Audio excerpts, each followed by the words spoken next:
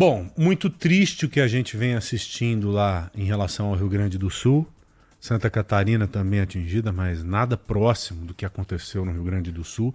E está acontecendo, porque os estragos lá estão.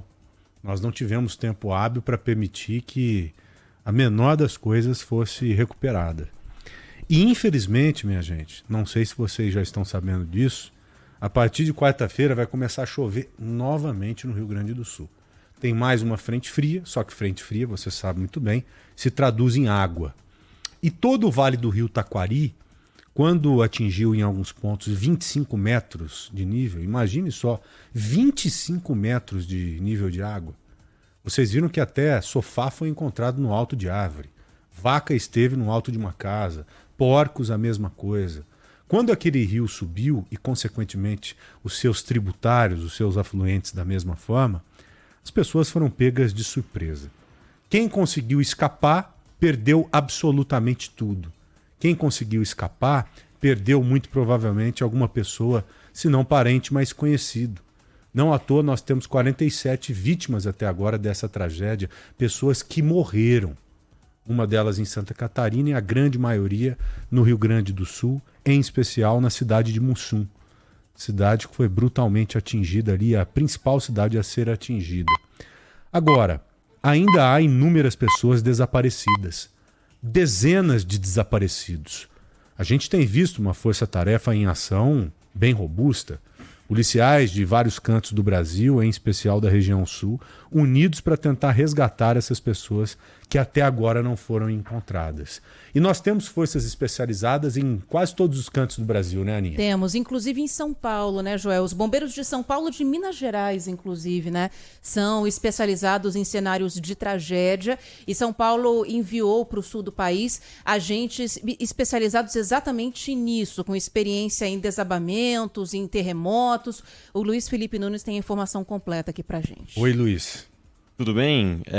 A Defesa Civil, como a Ana falou, vai enviar esses agentes especializados que já trabalharam em São Sebastião. A gente lembra que no começo do ano, no Carnaval, ocorreram resgates depois das chuvas torrenciais que aconteceram por lá. Então, 6 integrantes desse grupo vão participar das buscas também agora no Rio Grande do Sul e nas cidades de Roca Salles e Mussum, que tem o maior número de desaparecidos. A gente conversou com o prefeito da cidade de Mussum na semana passada também, falou sobre a distribuição, ele passou até um número do Pix para fazer as doações para a cidade que está completamente destruída. A gente mostra diversas vezes na nossa transmissão, porque a situação da cidade, que já não é das melhores, é acometida por um ciclone extratropical que destrói metade da cidade, metade não, a maior parte da cidade. Então o estado de São Paulo vai ajudar também na recuperação do Rio Grande do Sul.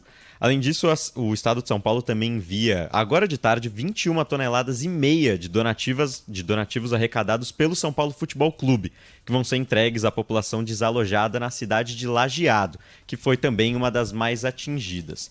E além da Defesa Civil, a Polícia Militar também arrecadou 25 toneladas de alimentos, produtos de limpeza e roupas para as vítimas afetadas pelo ciclone.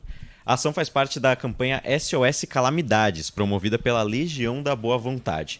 E todos os mantimentos foram enviados em um caminhão disponibilizado pela PM de São Paulo, que partiu nesse sábado com destino às cidades de Lajeado e Taquari, no estado do Rio Grande do Sul. Ana. Então, são duas ajudas diferentes. A gente tem aí a Polícia Militar, que já enviou esses donativos, e hoje os donativos saindo do estádio do Morumbi, né, em direção ao sul do país. E esses 6 agentes, o Luiz falou dos trabalhos que foram feitos lá em São Sebastião. Um desses agentes também trabalhou lá na Turquia. Lembra que a gente enviou, São Paulo, né, enviou também esse grupo para lá. Então, tem um deles, né, foi o que coordenou todo o trabalho de resgate dos bombeiros brasileiros na Turquia. Então, estarão por lá com donativos e veículos 4x4, Joel, porque o Luiz falou de Mussum. Mussum ficou 80% embaixo d'água. Agora que a água foi embora, que ficou a lama, os demais detritos, né, que os rios que subiram de nível trouxeram, para você andar nessas regiões, nem a pé dá. É só com 4x4 mesmo, para você conseguir acessar essas áreas e começar o trabalho de reconstrução dessas cidades e seguir com as buscas. Agora, o que nós faremos para colocar tudo isso de pé novamente e o que nós faremos além disso para evitar novas tragédias? Porque historicamente, Ana, vamos fazer uma linha aqui do tempo. Historicamente, essas cidades elas foram ocupadas em todo o Vale do Rio Taquari, assim como acontece no mundo inteiro. Por quê? Porque eram territórios férteis. As pessoas que chegaram no passado, no século passado, buscavam o quê? Uma área para plantar alguma coisa, principalmente aquela área que é colonizada por europeus, né? Gente que fugiu da guerra e veio da Europa para cá, tentando procurar um território. E gente que é do campo, que sempre foi do campo. Então você procura uma área para colocar a sua cultura ali e sobreviver dela. E você sabe que as áreas que ficam próximas aos rios, elas são mais férteis, porque as cheias, elas acabam anualmente, quando acontecem de uma forma natural e proporcional, as cheias dos rios, elas levam nutrientes para o solo. Então aquele nutriente que é retirado pela cultura, ele é reposto por uma adubação natural chamada cheia.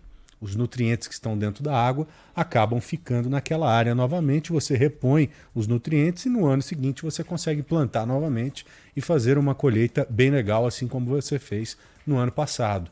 Só que nós não tínhamos no passado o que temos hoje, a natureza revolta, a natureza mexida. E ao mesmo tempo nós temos inúmeras cidades, centenas de cidades instaladas em locais como o Rio Taquari. No Rio Taquari, o que deve ser feito para evitar novas tragédias? Vocês acham que essas cidades elas serão mudadas de lugar? Não. Imagina. Não. O rio vai continuar ali, as cidades vão continuar naquelas mesmas localidades. Então você tem que pensar como governo em o que fazer para que isso não se repita. Já estão discutindo a construção de barragens. As barragens que sempre foram ruins para o meio ambiente, porque é um impacto totalmente desproporcional, você impede o curso do rio e tal. Em alguma região acaba alagando, você perde uma área verde por esse motivo, né? Você prejudica a reprodução de peixe, essas coisas todas que conhecemos. Só que em um local como esse não tem como você pensar diferente. Você tem que criar alguma forma para evitar que essa água faça a mesma coisa que fez agora. Se o problema está em não ter barragens, que se faça as barragens. Ali, além de nós termos a ocupação perto dos rios, é uma região de vale. A água ela escorre, ela se concentra naquela localidade lá embaixo chamada Rio Taquari. Então já estão discutindo a possibilidade, a necessidade de se fazer barragens. Outra coisa, isso aí é para você já começar ontem mesmo. Para daqui a alguns anos você, quando for surpreendido novamente por um temporal como esse, não ter essa mesma situação que nós vimos. O governo federal já prometeu aí 700 milhões de reais. E os estragos até agora computados estão em algo próximo a 2 bilhões de reais. Eu tenho aqui, Joel, Quanto? 1 bilhão e 300 milhões de reais. E vai bater 2 se bobear. Vai continuar subindo. Isso é a computação atual, né? O que computaram até agora. Isso aqui foi o levantado pela Confederação Nacional de Municípios até sexta só. Eu vou usar um exemplo de um produtor que eu conheci lá, um produtor rural, que eu conheci a história dele nesse final de semana. O cidadão trabalhou a vida inteira no campo, faltam 5 anos para ele se aposentar, ainda não se aposentou, e tinha lá 30 vacas, 30 vaquinhas de leite. 30, ele devia tirar uns 25, um leite de 25. 25 vezes 10, 250 litros por dia. 250, vamos supor que ele faça queijo, é uns 30 queijos ali. Queijinho que ele vai vender a 10, 15 reais, alguma coisa assim. Então ele tira daquela rocinha o sustento dele, através das vaquinhas. Todas as vacas morreram. Todas. Mostrou lá o vídeo das vacas todas mortas, morreram afogadas. O mesmo aconteceu com quase todos os produtores. Os que não perderam vacas, perderam porcos. Os que não perderam porcos, perderam a safra. Os que não eram do campo, perderam suas residências. Então você vai ter que, de alguma forma, entregar novamente para essas pessoas a ferramenta de trabalho. Não adianta você dar um auxílio como esse que foi prometido, acreditando que um cidadão como esse vai ter condição de se restabelecer, porque ele não vai conseguir se restabelecer. Não vai. Esse dinheiro que chega agora é para comer, Joel, é para comprar comida e se manter nos próximos dias. E se você não segura esse cidadão no campo, você cria um problema maior ainda, porque fatalmente ele vai cair numa cidade. Ele vai cair ou em uma cidade próxima ali, ou em Porto Alegre. vai em busca de emprego e nós teremos mais uma família buscando emprego e muito provavelmente correndo o risco de morar na rua. Então nós temos que agora utilizar um exemplo que é praticado em escala mesmo por europeus e norte-americanos. Eles subsidiam determinadas famílias para que elas continuem no campo para evitar exatamente isso que eu estou falando. Então é hora de você pensar nessas famílias desse jeito. Não acreditar que esse socorro aí ele será suficiente, porque não será suficiente. E aí, Joel, o que você está falando agora me lembra um trecho de uma entrevista que a gente levou ao ar aqui na Rádio Bandeirantes. Eu estou com um trecho aqui na mão do engenheiro, diretor do Instituto de Engenharia de São Paulo, o Rafael Timerman. Porque a gente questionou a ele como que dá para fazer a reconstrução dessas cidades. Porque assim, Joel, acabou tudo. Sim. Acabou tudo. Zerou. É começar do zero. O que ficou de pé vão ter que derrubar porque está condenado. A gente falou em 1 bilhão e 300 milhões de reais. A maior parte dessa grana foi em questão de moradia, né? Casas danificadas ou destruídas, comércios também que não estão funcionando e com isso estão perdendo dinheiro também. E ele falou sobre a necessidade de a engenharia se adaptar a esses novos fenômenos naturais que estão acontecendo, não novos, né? Mas numa potência muito maior, como é o caso do Brasil, que sofre muito com a questão das enchentes, que foi o que atingiu a população do sul do país. O mundo inteiro precisa reforçar de alguma forma essas estruturas, né, para receber esses novos efeitos, entre aspas, novos efeitos, né? E como é que a gente está preparando? Com o estudo desses efeitos e com o estudo de novos materiais e técnicas de reforço. Então é importante que as estruturas, sejam elas pontes, edifícios, hospitais, escolas, estejam preparadas para conviver com a natureza. Isso que é importante. E mantidas, né? Manutenção dessas estruturas é muito importante sempre. Então é troca de materiais que são usados, obras, como você falou, para segurar ali as cheias de rios, né? Quando a gente tiver um volume muito mais intenso. Eu não deixo de ficar impressionada, Joel, com a imagem daquela ponte histórica, né? De 90 anos, mais de 90 anos. Lajeado do Sul... Para Bento Gonçalves, né? Se eu não me engano. Não, é outra. Farroupilha.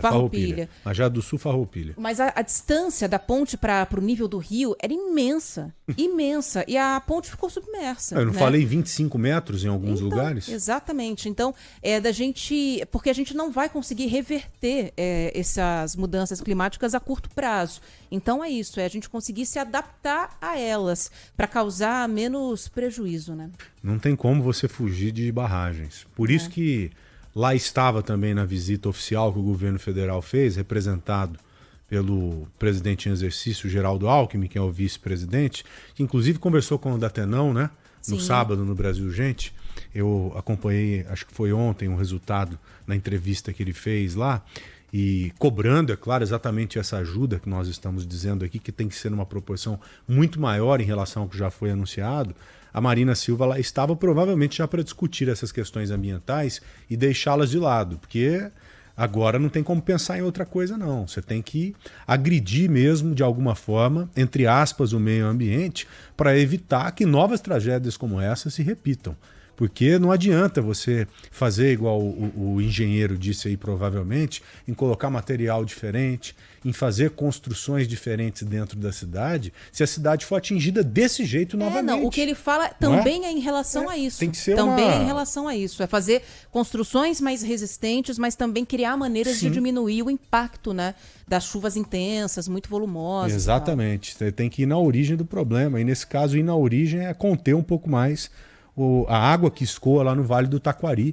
É um rio proporcionalmente pequeno pela quantidade de água que ele recebe e que vai continuar recebendo. Nós temos cada vez mais, nós já falamos isso inúmeras vezes aqui, nós temos cada vez mais a chuva que caía de uma forma distribuída concentrada. É a mesma proporção de água, só que de uma forma concentradíssima. Exatamente. O que caía uma semana, em um mês, cai em um dia, 2, 3 dias. Nós temos que se adaptar a isso. Eu tô com medo Senão desse isso verão, traduz sabia? em morte. Exato, eu tô com medo desse verão para São Paulo, porque a gente até teve algumas obras de encostas que foram feitas, mas o último verão já foi muito chuvoso. A gente teve aí tudo que aconteceu no fim do verão, no Carnaval, em São Sebastião. Hoje ia sair a licitação, Joel, para colocar a sirene para alertar a população, e se tudo der certo, essas sirenes de alerta vão começar a funcionar no final de dezembro. Já vai ter caído água pra caramba até lá.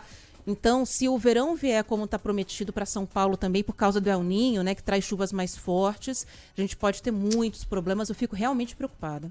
E não tem como não ficar. Não tem como não ficar. Vamos aguardar aí. Nós ouvimos, acho que foi o Nazário, ou o Michel, ou o Hassan, um dos três, né? Aqui no Bora Brasil, acho que foi no mês passado, reforçando exatamente isso. O El Niño significa isso. Chuva mais concentrada, mais água em um curto espaço de tempo. Agora, você imagina o que significa isso para uma região metropolitana como a de São Paulo.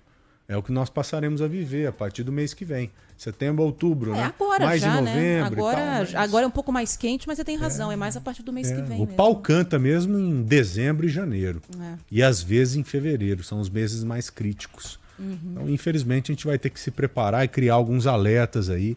E espero que a gente tenha condição de alertar essas pessoas que vivem em áreas de risco, que sobrevivem em áreas de risco. E não somente alertar, mas retirá-las de alguma forma. O alerta é isso, né? Não é falar, galera, vai chover, né? Se vira tirá-las antes. Exato.